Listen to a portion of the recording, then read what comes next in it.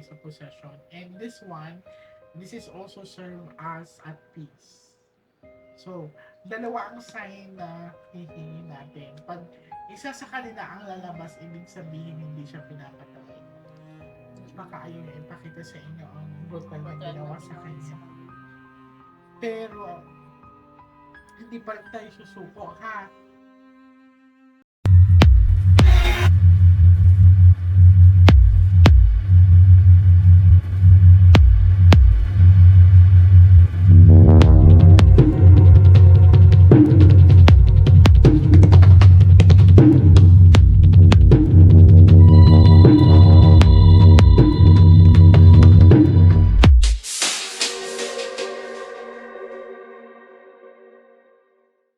Hi sa mga Nationatics Worldwide. Today is another day, so medyo maulan sa labas, no?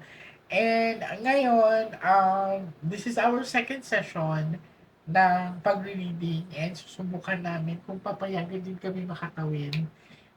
Ready ka na, ate? Ready na po.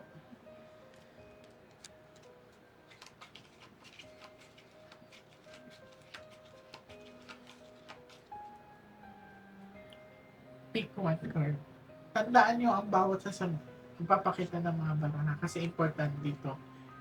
So, ikaw po ito.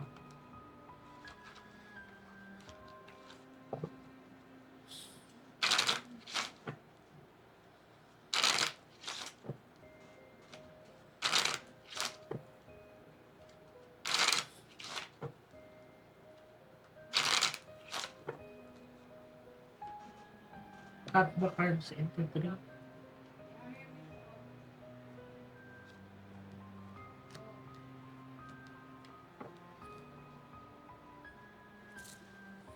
Kuha ka ng 7 cards yung total na gamit.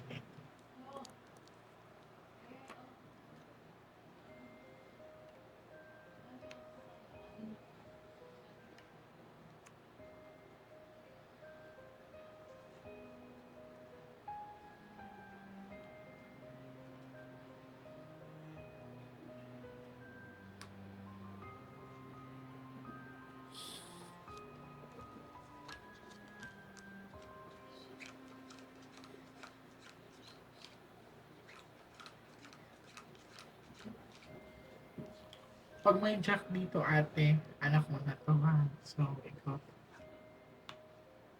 Okay. I mean, the card is very consistent.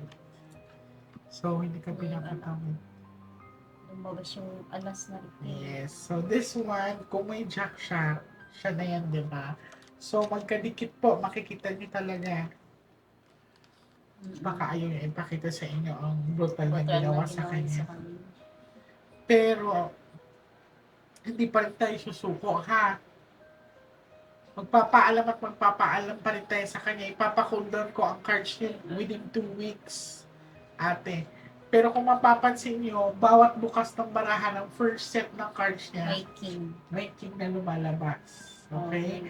Kahit i-review niyo yung una nating reading, may king talaga. yung isa ang tinuturo niya. So, hindi natin ipipilit, kuya. So, again, we shuffle it together. This is 52 cards. This is not a magic. As a respect sa iyo, nagpaalam tayo kung pwede ba tayo mag-astral or tumawin. Pero, pinigilan tayo. And this is also representation na hindi natural yung pagkamatay niya. This is a bad luck card. Ano?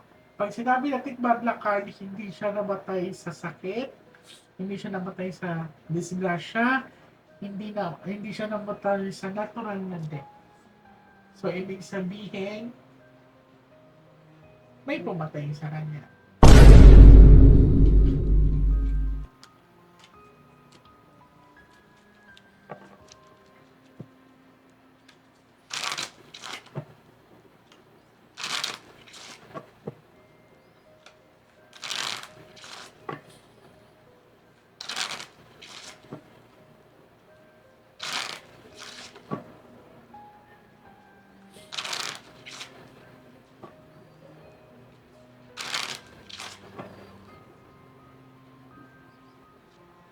Cut the cards into three.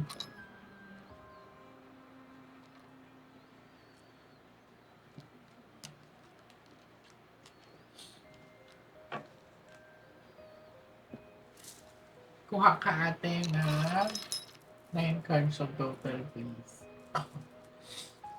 Your Queen of Flower ha, tandaan mo.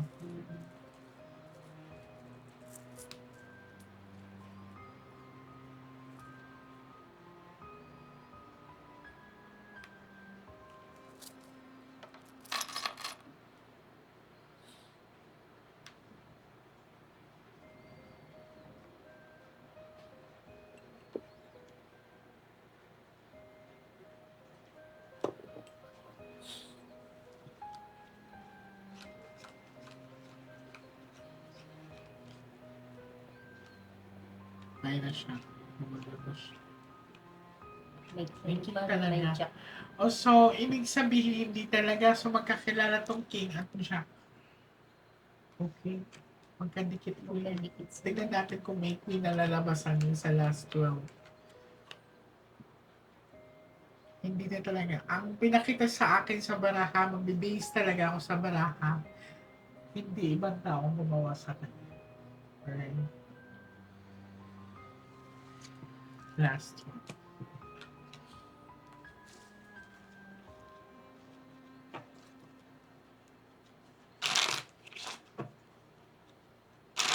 Consistent ang barahan niya.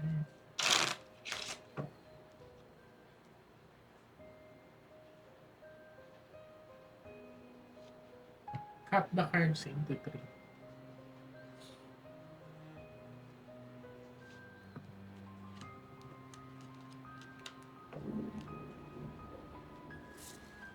Kuha ka ate ng last 12 cards so total lagay mo dito.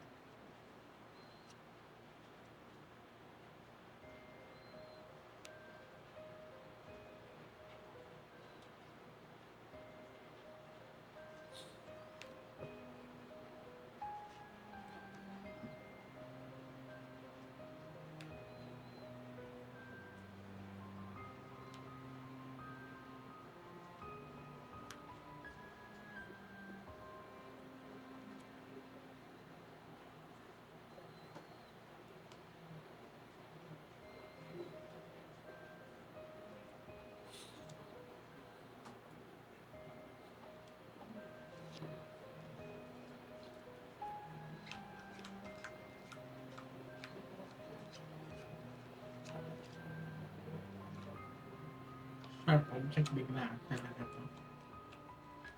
May pera involved. Ayan yung king, hindi nawawala. Ate, niligaluhan kita ng 13 cards ha. Pinapasasalamat ko sa pagtitiwala niyo sa akin. So, the king is very consistent kahit anong gawin natin. Niligaluhan kita ng 13 cards.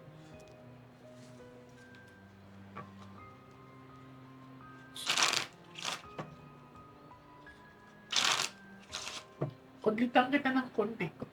Konti, kuya ha. So, this is a representation na maaaring mamaya, simula mamayang gabi, maaaring makakapag-communicate ka or maaaring magkikipag-communicate siya sa'yo via dreams. If in any case na meron kang mapanaginipan regarding sa kanya, hindi pa naginip yun ha, magsabi ka kaagad sa kanila para magsabi ka kaagad sa amin.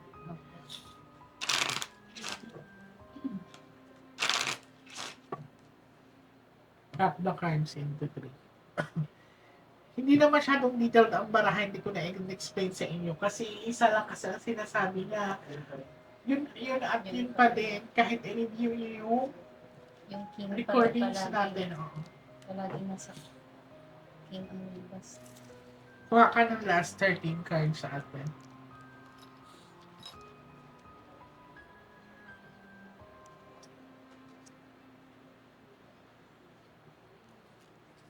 Ay, Huwag ka magmadali at sige, take your time. Igilid na natin to ha kasi nabuksan na na. Accidentally na open.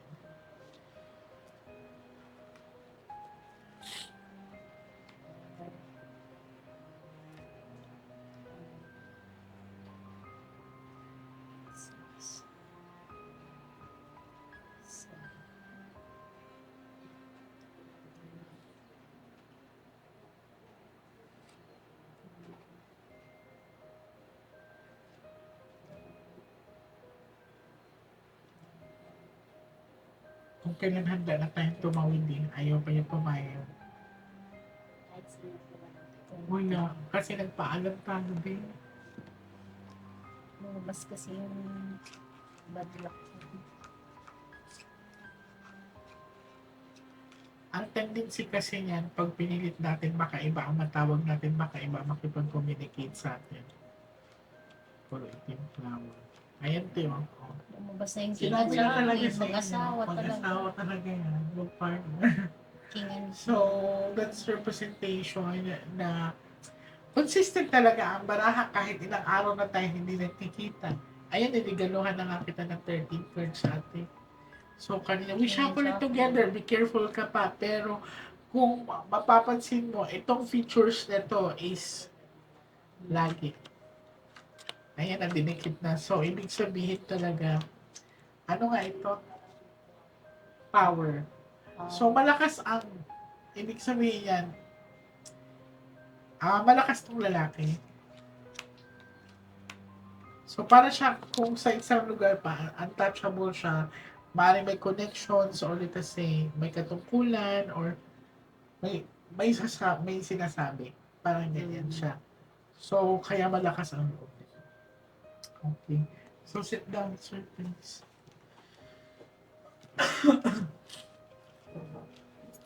I want you to close your eyes, no? No. Mabilis lang to. Pikit ka lang.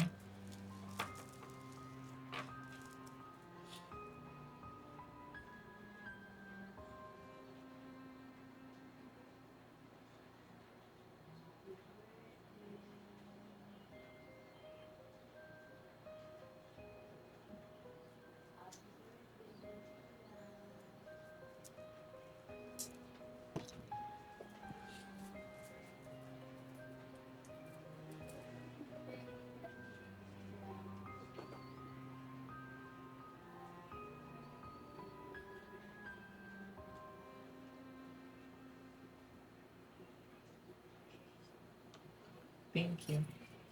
Now, if in any case kasi magbabago ang temperature ng katawan mo, ha?